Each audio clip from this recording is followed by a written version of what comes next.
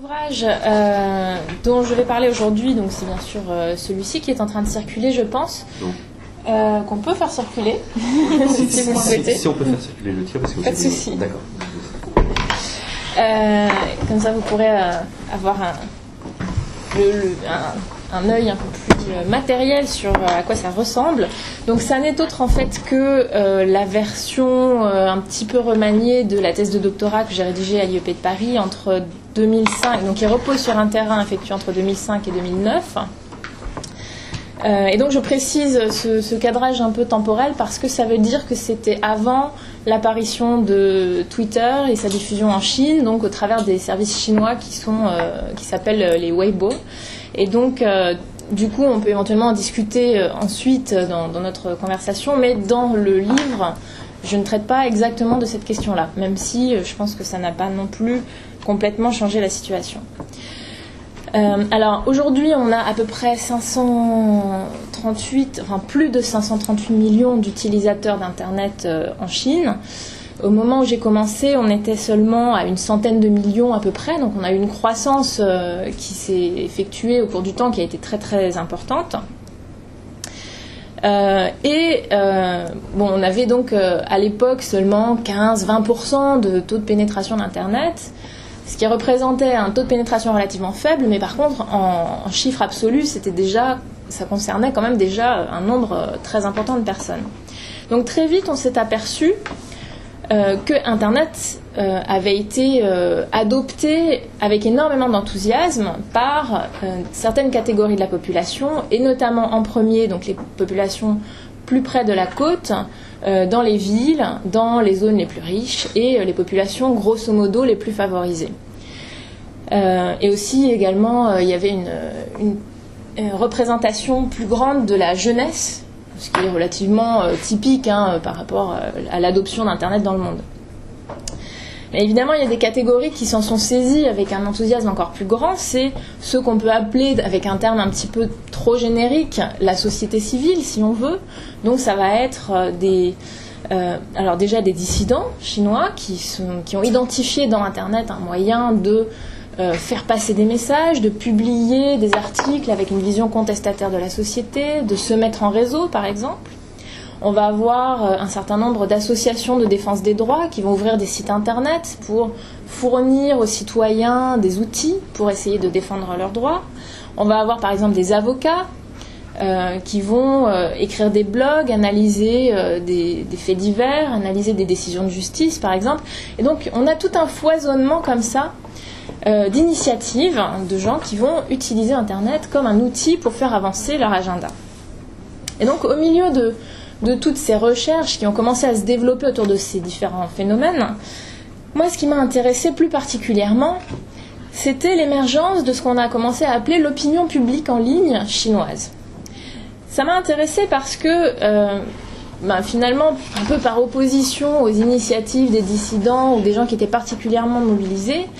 là on avait un phénomène donc qui concernait plutôt des gens ordinaires. Des gens ordinaires et qui vont réagir devant un fait divers, devant une injustice, l'histoire de quelqu'un, un témoignage, et ça va les faire, ça va leur donner envie, bien tout simplement de donner leur avis, en dessous d'un article, d'écrire un petit commentaire ou simplement de copier cet article et de l'envoyer à un ami en pensant que ça peut éventuellement l'intéresser. Et puis, de fil en aiguille, on va avoir comme ça une agglutination de petits commentaires, de petites réactions qui sont plus ou moins spontanées, qui sont parfois très argumentées mais parfois pas du tout, et qui concernent principalement, pas uniquement mais quand même principalement, des gens qui, en dehors de ça, ne sont pas particulièrement politiquement engagés. Et donc ce phénomène-là, on s'est rendu compte de son importance quand on a commencé à voir que ça permettait de donner une visibilité particulière aux histoires qui étaient racontées, aux témoignages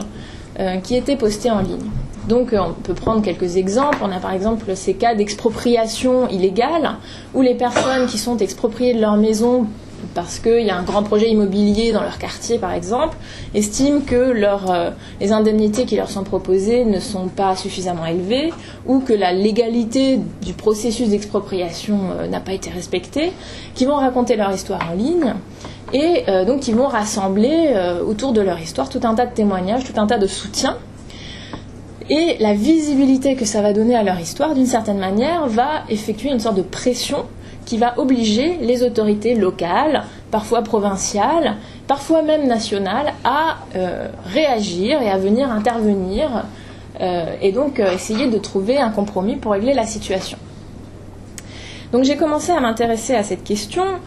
en me disant finalement, puisqu'il ne s'agit pas forcément de gens qui sont vraiment engagés politiquement, alors quelle est la dynamique qui permet à ces mouvements de se développer ? Qu'est-ce qui va faire à un moment donné que ces gens vont avoir envie de s'impliquer, alors que ce n'est pas forcément un cas qui les concerne personnellement, la plupart du temps ça ne l'est pas. Et donc, réciproquement, est-ce que ça leur fait pas peur aussi à un moment donné de venir mettre leur grain de sel, et quelles seraient éventuellement les limites qui les empêcheraient, dans certains cas et sur certains sujets, de venir comme ça donner leur avis. Donc finalement, je me suis posé la question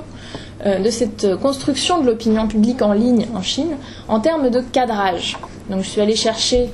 dans la théorie de l'interactionnisme, chez Goffman en particulier, cette idée qu'à un moment donné, donc c'est mon hypothèse de départ, à un moment donné, il y a un certain nombre de principes, de manières de voir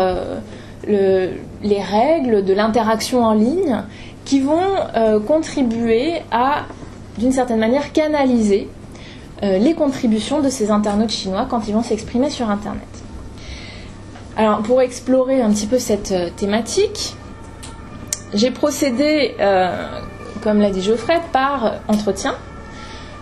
Donc auprès d'internautes, l'idée étant que si je veux m'interroger sur ce qui pourrait éventuellement empêcher des internautes de s'exprimer d'une manière ou d'une autre sur un sujet ou un autre,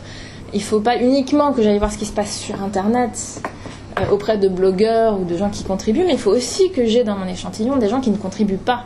et que je leur demande pourquoi finalement est-ce que vous peut-être lisez des informations mais qu'à un moment donné vous n'avez pas envie ou vous n'avez pas l'impression qu'il est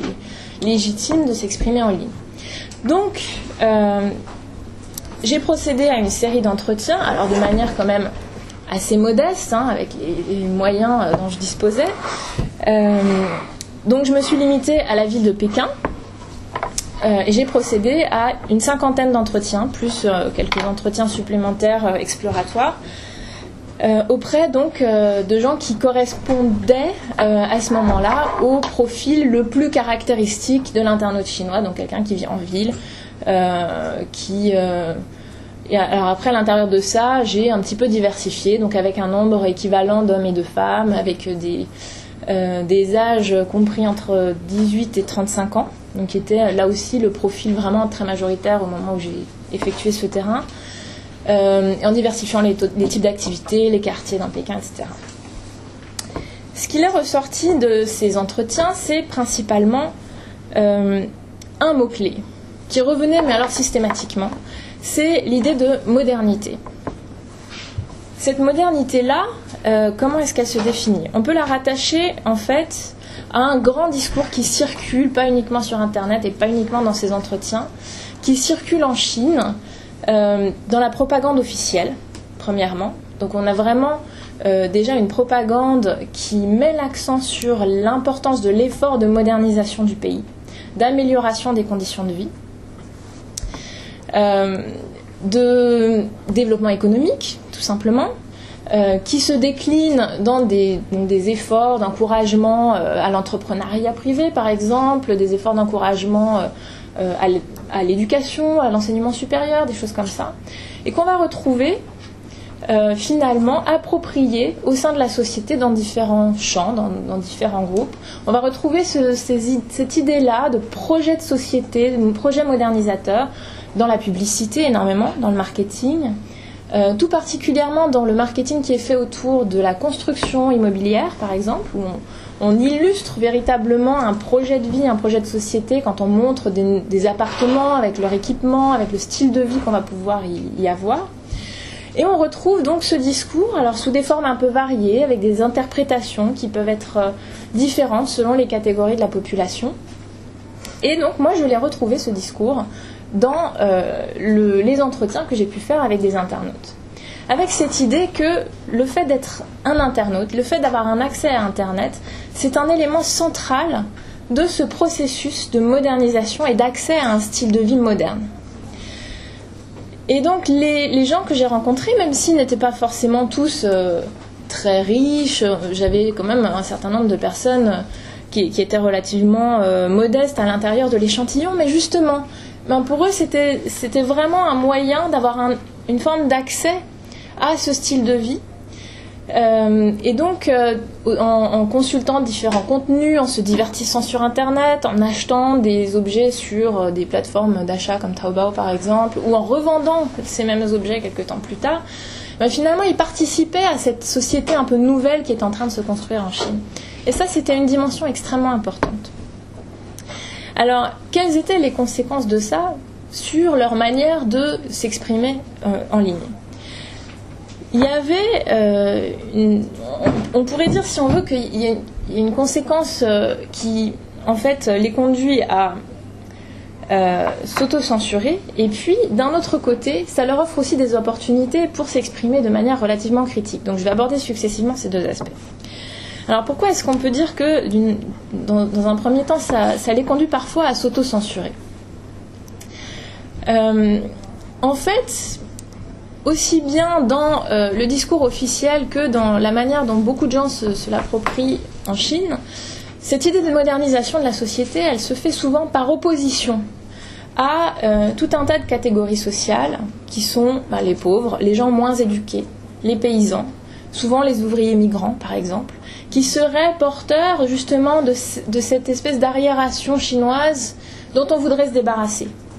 Donc on fait souvent, il y a une forme de construction un petit peu idéologique comme ça de cette idée de la modernité qui se fait par opposition, qui se fait par le rejet de certaines catégories et par leur stigmatisation.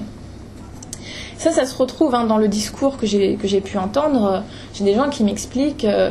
par exemple, qu'avec la démocratisation d'Internet, c'est un peu un problème parce que du coup on voit arriver tout un tas de gens qui sont moins civilisés. On voit arriver tout un tas de gens qui vont utiliser les forums pas trop à bon escient, qui vont être plus vulgaires, qui vont être moins respectueux des règles de la bonne expression et du bon débat sur Internet. Alors, ça ne veut pas forcément dire que ça recouvre une réalité, ou ni même que mon interlocuteur lui-même ne va pas se disputer de cette manière-là avec d'autres gens. Mais en tout cas, ça montre le regard qu'il porte sur ce phénomène-là. Et quand il m'explique ça, ce qu'il m'explique, c'est qu'au fond, il y aurait un idéal du bon comportement, du comportement civilisé. Donc ils utilisent ce mot civilisé. Ils utilisent aussi le mot responsable, qui est très associé donc à cette idée-là. Et que donc si on veut vraiment être un ambassadeur de cette culture chinoise moderne, et tout particulièrement dans les formes d'expression les plus publiques qu'on peut retrouver sur Internet, donc sur les grands forums, ou si on tient un blog avec beaucoup de lecteurs, etc., eh bien on a une forme de responsabilité. On doit, d'une certaine manière, représenter cette Chine modernisée qu'on aimerait voir se développer. Et donc, il en découle qu'il est un petit peu malvenu d'être trop dans la controverse, d'être trop dans un débat qui pourrait devenir plus enflammé, par exemple. Et il vaut mieux, du coup, montrer une image plus lisse, montrer une image de consensus, et a fortiori, du coup, ça désarme d'une certaine manière les gens qui voudraient éventuellement être plus critiques, apporter des sujets sur la table qui ne seraient pas suffisamment consensuels. Et donc, d'une certaine manière, ça réduit l'espace légitime pour toute une série de critiques du régime, quelque part, et particulièrement pour toutes les thématiques qui ne rentrent pas forcément dans cette idée de la modernité bien lisse. Donc je pense, bien évidemment, il y a les questions de religion, il y a des questions de défense, on pourrait imaginer, de certains styles de vie paysans, par exemple, qui ne rentrent pas complètement dans cette image modernisée, un peu urbanisée aussi. En tout cas, ça ne veut pas dire qu'ils n'existent pas, hein, ces discours, mais ça veut dire qu'ils sont d'une certaine manière un peu dévalorisés et qu'il va être plus difficile de trouver un écho auprès de cette majorité de gens urbains et donc qui se pensent comme modernes. Alors, sur Internet, néanmoins, il y a quand même un certain nombre d'espaces qui sont considérés comme un peu moins publics. On peut aussi avoir des dialogues en tête-à-tête avec l'un de ses amis ou avoir une petite liste de diffusion avec une vingtaine de personnes qui s'intéressent exclusivement à un petit sujet, etc. Donc on a des espaces comme ça, un peu, Dominique Cardon appelle ça en clair-obscur, qui là sont quand même plus lâches, où on va s'autoriser quand même beaucoup plus de choses, beaucoup plus de liberté. Et donc ça apporte quand même une nuance par rapport à cette tentation de l'autocensure. Ça apporte aussi la possibilité de rendre un sujet viral, même sans qu'il soit vraiment complètement rendu public. Parmi ces espaces semi-obscurs, on a aussi, moi je mets aussi la catégorie de tous ces discours qui peuvent se faire de manière un petit peu codée. C'est-à-dire qu'on ne va pas émettre une critique très franche et très développée, argumentée avec des exemples, etc. Mais on peut faire des petites allusions, on peut simplement poster une image sans commentaire, par exemple, ou on peut utiliser l'ironie, l'humour. Et tout ça, c'est quand même des manières de euphémiser, mais euphémiser quand même une critique qui est existante et qui est très bien comprise aussi par les interlocuteurs, qui est donc l'objet d'une réception très, très critique également par l'ensemble des gens qui lisent donc toutes ces contributions sur Internet. Donc ça n'empêche absolument pas la circulation d'une forme de discours critique, ça empêche simplement le fait qu'il soit présenté de manière officielle et donc qu'il s'affiche sur la première page des grands forums, etc. Mais n'empêche qu'il y a quand même une circulation à très grande échelle, finalement, très virale, de tout un tas de critiques qui sont assez fortes et assez directes du régime. Alors, la deuxième partie des conséquences que ce cadrage par l'idée de modernité que je vais développer, c'est que quand même, cette idée-là, pour un certain nombre de personnes, ça va leur apporter des opportunités, donc ce qu'on pourrait appeler des fenêtres d'opportunités, pour se mobiliser en utilisant Internet. On a eu des tas d'exemples de mobilisation qui ont réussi, et la plupart de ces exemples, finalement, ont réutilisé la rhétorique de la modernité pour développer un argumentaire de défense des droits. Quand je vous parlais par exemple de ces gens qui se font exproprier, là on a des gens qui mobilisent cette idée que dans une Chine moderne, eh bien, la propriété privée c'est quelque chose d'important, c'est quelque chose qui doit être garanti par le régime. C'est le régime lui-même, c'est le parti qui a offert cette voie, qui a montré le chemin en quelque sorte pour dire, eh bien, si vous faites des efforts pour vous instruire, pour avoir un bon métier, pour gagner de l'argent, pour monter des entreprises, eh bien les fruits de tout ça, la première chose que font les gens, la plupart, c'est d'acheter un appartement ou d'acheter une maison. Donc on devrait vous garantir normalement que cet appartement, cette maison, vous allez pouvoir le garder. Donc quand ça n'est pas le cas, quand les gens se font exproprier illégalement, quand ils sont victimes d'intimidation par les promoteurs immobiliers par exemple, eh bien ils s'estiment bien souvent en droit de raconter cette histoire, et donc non pas en disant que c'est contre le fonctionnement du régime, mais en faisant appel au régime pour les défendre contre ceux qui ne respectent pas ces principes-là. Donc ça permet d'avoir une stratégie d'argumentation, une stratégie de mise en récit de ces histoires qui montre qu'on est finalement en droite ligne, dans les clous, et qu'on n'est pas indissident. Donc alors il y a une stratégie, c'est une manière aussi de se protéger contre d'éventuelles mesures de rétorsion, mais d'une certaine manière, il y a quand même une forme de sincérité, moi, dans les discours que j'ai rencontrés, de gens qui me disent « Mon objectif premier n'est pas de renverser le régime, ni de critiquer, d'abord j'ai d'autres choses à faire dans la vie, mais mon objectif, c'est aussi de défendre mes droits, parce que si j'ai été spoliée, je trouve que c'est injuste. » Et comme il se trouve qu'en plus, donc la majorité des internautes correspondent à peu près à la même catégorie socio-professionnelle, c'est des gens qui vont bien souvent se reconnaître dans ces discours-là, qui vont être confrontés à des situations à peu près similaires. Si c'est pas eux, c'est leurs voisins ou c'est leurs collègues de bureau. Et donc, on va avoir comme ça un certain effet d'écho qui va permettre donc de mobiliser, de rencontrer de l'intérêt de la part de ces autres internautes. Alors, on a des tas d'exemples comme ça. Aujourd'hui, ce qu'on voit se développer le plus, ce sont des exemples autour de la question environnementale. Donc des gens qui voient des communautés qui voient s'installer à côté d'eux, par exemple, des usines chimiques potentiellement dangereuses. On voit, et donc qui vont expliquer que là aussi, ils ont investi dans un immeuble, dans un appartement, et puis ils voient leur environnement se dégrader, et donc la valeur de leur immeuble baisser. On a eu ces dernières années énormément de préoccupations autour de la sécurité alimentaire, par exemple, avec des histoires affreuses de lait contaminé pour les bébés, par exemple, des choses comme ça. Et donc on va avoir quand même vraiment beaucoup de mobilisation autour de sujets qui rentrent très facilement, qu'il est possible de présenter dans les termes même de la rhétorique officielle. Alors cette rhétorique, on voit aussi sur Internet se développer de grandes controverses autour de comment interpréter finalement ce que devrait être la modernité. Alors c'est pas forcément des rhétoriques qui vont avoir des conversations qui vont avoir une portée complètement politique, mais néanmoins il y a parfois débat. Alors on va avoir des débats sur c'est vraiment très varié, sur par exemple le mariage, toutes les implications du développement de l'individualisme, sur beaucoup de choses sur le rapport entre les riches et les pauvres, justement. On a eu beaucoup d'exemples d'accidents de la circulation qui mettaient en fait qui concernait une Mercedes qui renversait le tracteur d'un paysan par exemple et qui en plus demandait des compensations au tracteur. Des délits de fuite alors que des gens avaient blessé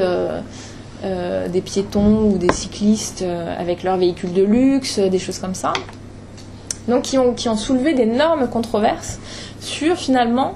la légitimité. Qu'est-ce que ça veut dire que d'appartenir à cette catégorie sociale la plus riche, la plus prospère? Est-ce que vraiment c'est mérité? Dans quelles conditions, etc. Donc on va voir se développer comme ça tout un tas de discussions qui contribuent à redéfinir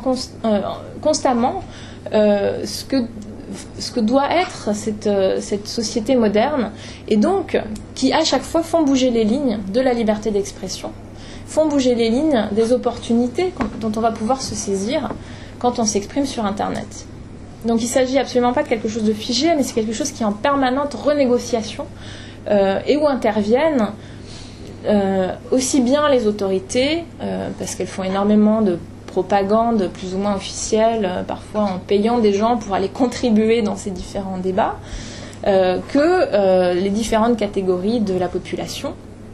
Et plus on avance dans le temps avec la démocratisation d'Internet, en tout cas avec son développement dans des zones de plus en plus rurales et dans des catégories de la population de moins en moins favorisées, et bien plus on a une diversité dans cette manière de percevoir ce qu'on peut dire, ce qu'on ne peut pas dire, en vertu de quoi, qu'est-ce qui est légitime et qu'est-ce qui ne l'est pas.